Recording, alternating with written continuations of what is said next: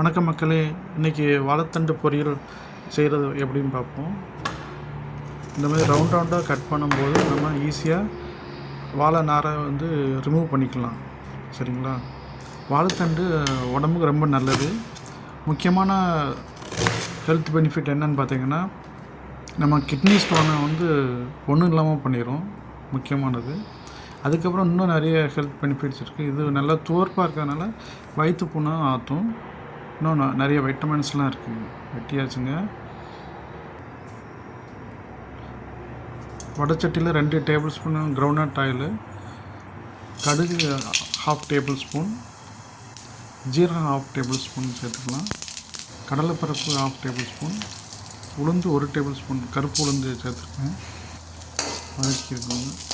அதுக்கப்புறம் வெள்ளைப்பூடு 4 வெள்ளைப்பூடு பல், ஒரு பச்சை மிளகாய், அதுக்கப்புறம் கட் பண்ண வாழைத்தண்டை சேர்த்துக்கலாம். கொஞ்சோண்டு மஞ்சப்பொடி ஆன்டி கேன்சர், அதனால் உடம்புக்கு ரொம்ப நல்லது. 1/4 டேபிள் ஸ்பூன் சால்ட்டு சேர்த்துருக்கேன்.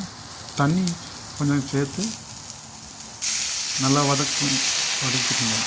இப்போ நல்லா வெந்து வந்துடும். ஒரு 3 to 5 நிமிஷம் பாயில் பண்ணதுக்கப்புறம் இப்போ நம்ம டேஸ்ட் பண்ணி பார்ப்போமா?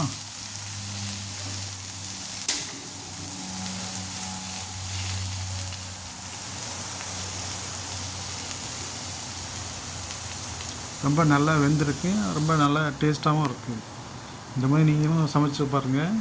சமைச்சிட்டு எப்படி இருக்குன்னு கமெண்டில் பண்ணுங்கள்.